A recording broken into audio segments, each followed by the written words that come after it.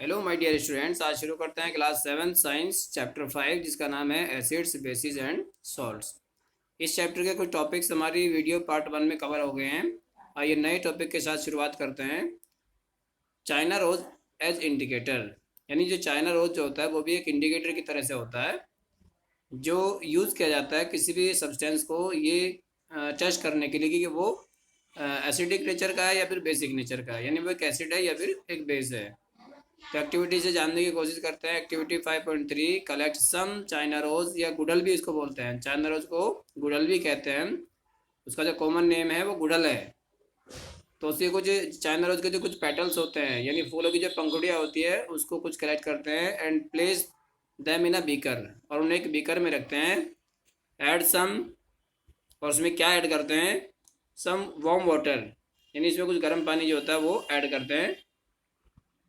Keep the mixture for some time, और mixture को कुछ टाइम के लिए रख देते हैं। टिल वाटर बिकम्स कलर्ड, जब तक वाटर जो होता है वो कलर्ड ना हो जाए। Use the coloured water as an indicator, और कलर्ड वाटर को एक इंडिकेटर की तरह से यूज करते हैं। Add 5 drops of indicator to each of the solutions given in table 5.4। Add 5 drops of the indicator, यानी इंडिकेटर की 5 ड्रॉप जो है to each of the solution, यानी जो भी सॉल्यूशन में टेबल 5.4 में दिए हैं यहाँ पे आप टेबल में देख सकते हैं। 5.4 में ये मैं आपको दिखा रहा हूँ जितने भी सॉल्यूशन दे रखे हैं। सबसे पहले शैम्पू है, उसका डाइल्यूट सॉल्यूशन हो गया, लेमन जूस हो गया, soda water, sodium hydrogen carbonate solution, vinegar, sugar solution, common salt solution, यानी जितने भी सॉल्यूशन इसमें दिए हुए हैं उनका जो इनिशियल कलर है, पहले उनका उसका जो वास्तव में जो कलर होता है वो क्या है। और जैसे ही जो चाइना रोज इंडिकेटर होता है जब उसको हम उसमें ऐड करते हैं उसकी 5 बूंद, तो क्या होता है, फाइनल कलर उसका क्या होता है। जो फाइनल उसका कलर होगा उसको हम लास्ट वाले कॉलम में लिखेंगे कि इसका कलर पहले क्या था और बाद में क्या हो गया, किस तरीके से हो गया। What is the effect of the indicator on acidic, basic and neutral solution, यानी इंडिकेटर का जो इफेक्ट होता है, जो प्रभाव होता है एसिडिक, बेसिक और न्यूट्रल सॉल्यूशंस के ऊपर, वो हम उसमें लिख सकते हैं टेबल में। China rose indicator turns acidic solution to dark pink, ये चाइना रोज जो इंडिकेटर होता है वो बदल जाता है, उसका जो कलर एसिडिक सॉल्यूशन में क्या बन जाता है, डार्क पिंक, जिसको मेजेंटा कलर भी हम कहते हैं। And basic solutions to green, और बेसिक सॉल्यूशंस में उसका जो जो कलर होता है वो कैसा हो जाता है, ग्रीन कलर हो जाता है। I am not getting the small result when using solid baking soda and dry litmus paper. I am not getting the same result, यानी हमें बिल्कुल सेम रिजल्ट नहीं मिलेगा। कब, when using solid baking soda, जब सॉलिड जो होता है baking soda, and dry litmus paper, और लिटमस पेपर भी ड्राई होता है। क्यों, ऐसा क्यों होता है। Make a solution of baking soda and then try, तो बेकिंग सोडा जो होता है उसका सॉल्यूशन बनाए, उसके बाद में उसको ट्राई करके देखे, तो उस पर क्या होता है, कलर का इफेक्ट तभी आता है। जब तक वो ड्राई होता है तब तक उस पर कलर का इफेक्ट नहीं आता। तो यहाँ पर कुछ क्वेश्चन भी है इसमें। पहले ब्रॉड द फॉलोइंग, पहले रिडल फॉर यू, यानी coffee is brown and bitter in taste, यानी कॉफी का जो कलर होता है कैसा होता है, ब्राउन होता है, और उसका टेस्ट कैसा होता है, कड़वा होता है। इज इट एन एसिड, क्या ये एक एसिड है, और अ बेस, या फिर एक बेस है। Don't give the answer, answer मत दो। विदाउट एनी टेस्ट, बिना टेस्ट किए आंसर मत दो। You are in the dark with its taste, तो आप क्या है, you are in the dark, आप डार्क में हैं, अंधेरे में हैं, विद इट्स टेस्ट, तब इसका आप टेस्ट कर सकते हैं।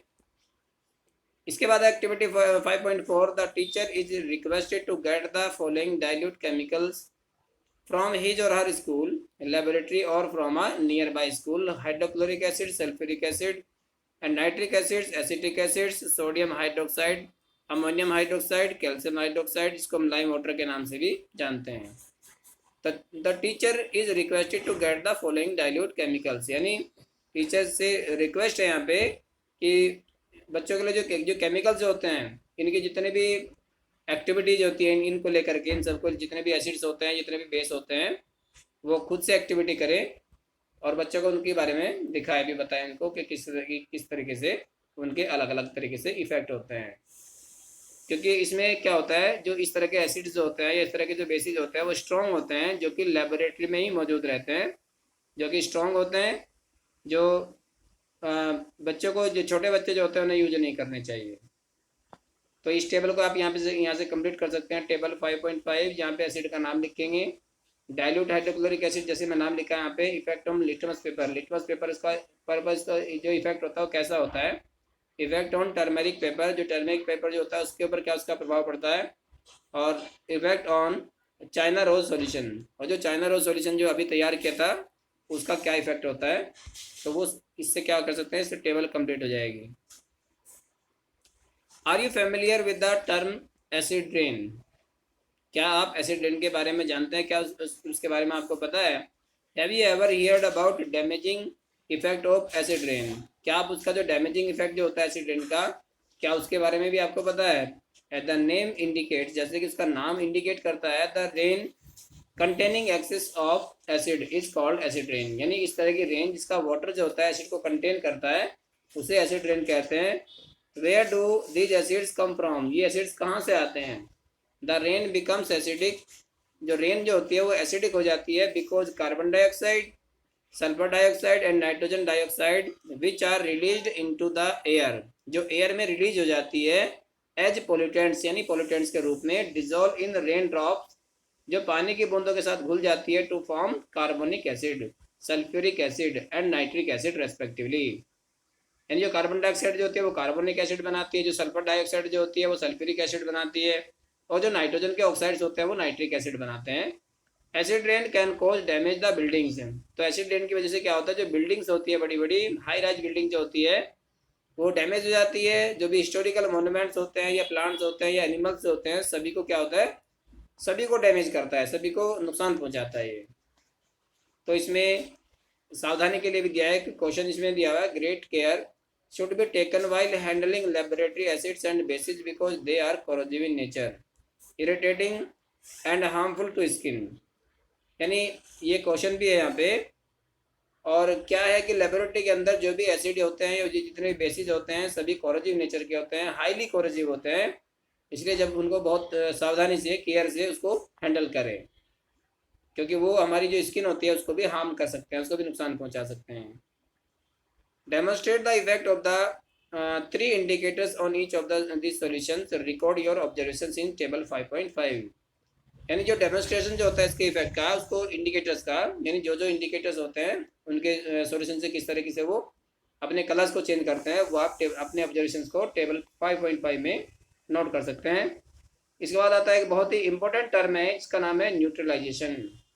ये हायर क्लासेस में भी आप इसको, इस वर्ड को यूज करेंगे, इस टर्म को, कि ये क्या होता है, किस तरीके से होता है। We have learned that acids turn blue litmus red and bases turn red litmus blue.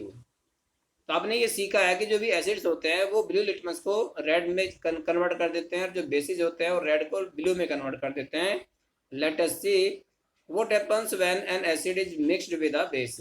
तो क्या होता है कि जब एक एसिड को बेस के साथ में मिक्स किया जाता है, we are going to use an indicator you have to use so far. यानी we are going to use, हम यूज करने जा रहे हैं एक इंडिकेटर को, you have not use so far, आपने इसको पहले यूज नहीं किया, जिसका नाम है phenolphthalein. It is called phenolphthalein.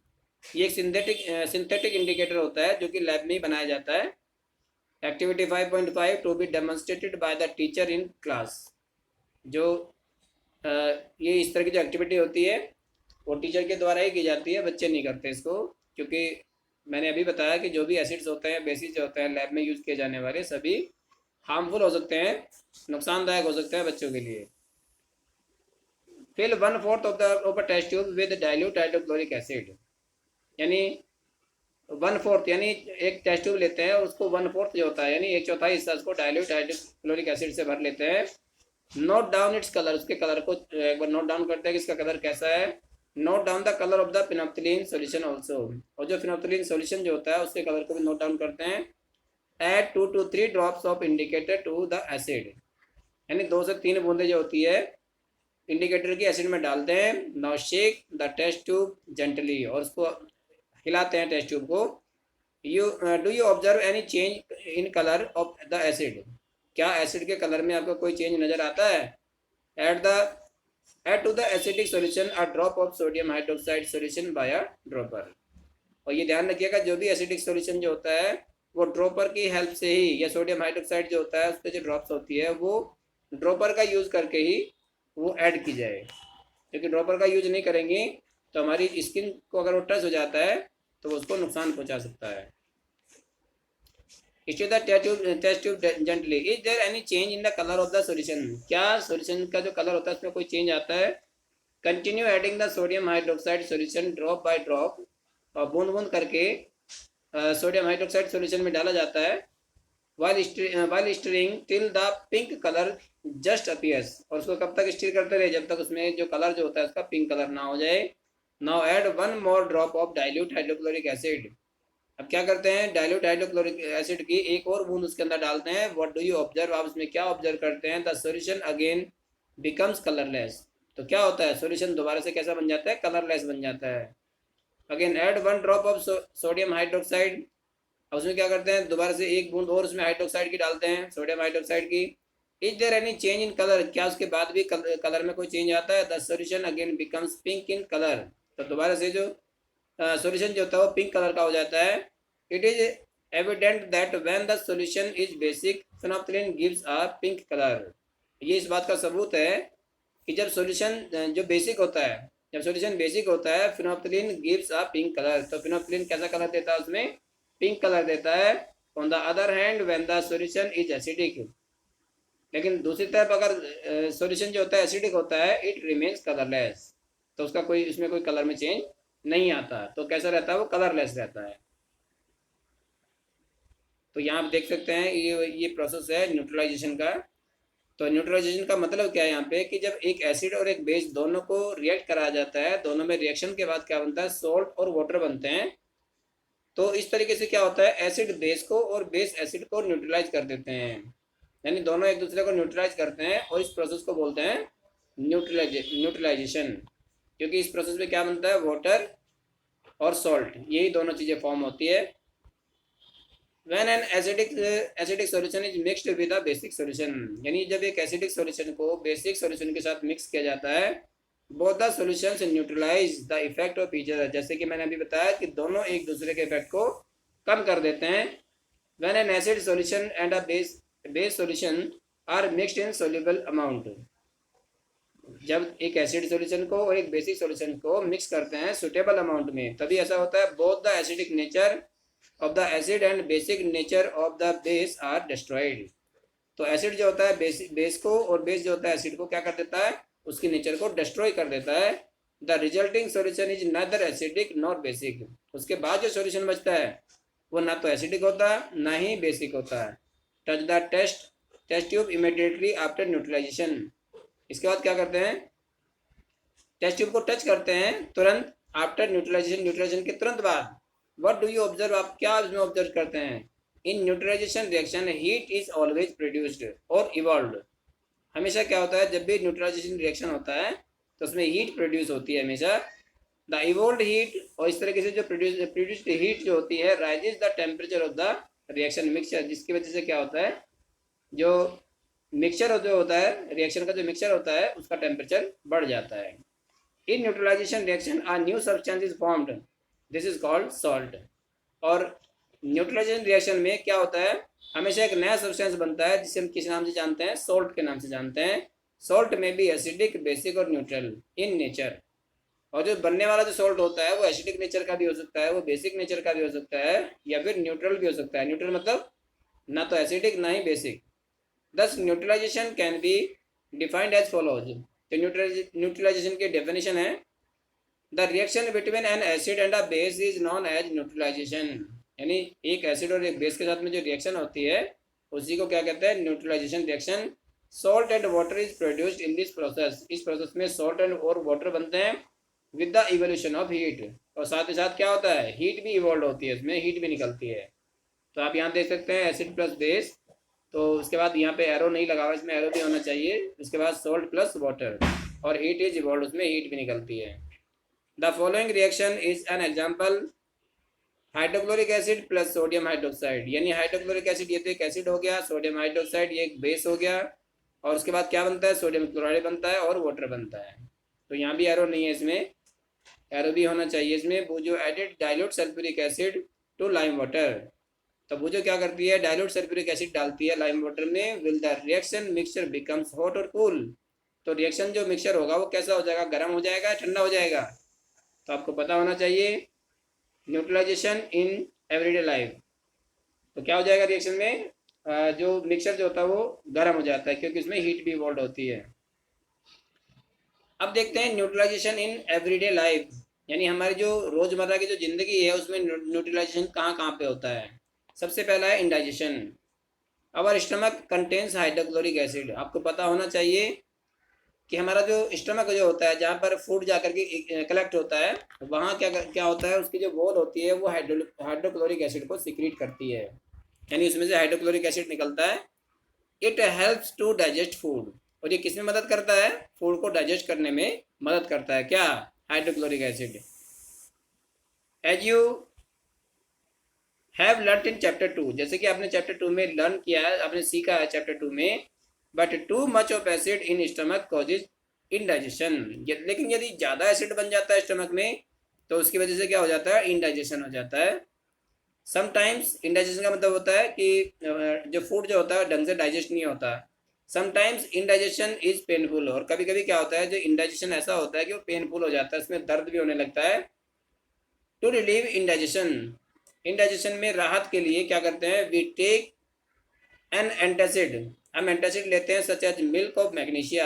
ये एंटासिड के नाम है जो एसिड के इफेक्ट को कम कर देते हैं। ये बेसिक होता है, माइल्ड बेस होते हैं ये, जिसका नाम है मिल्क ऑफ मैग्नीशिया।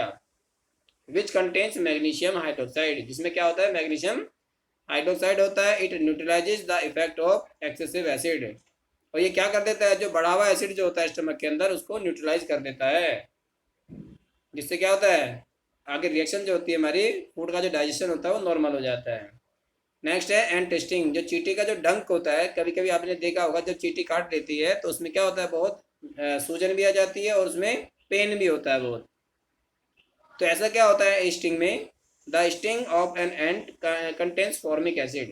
एंट का जो स्टिंग होता है उसमें फॉर्मिक एसिड, फॉर्मिक नाम का एक एसिड होता है।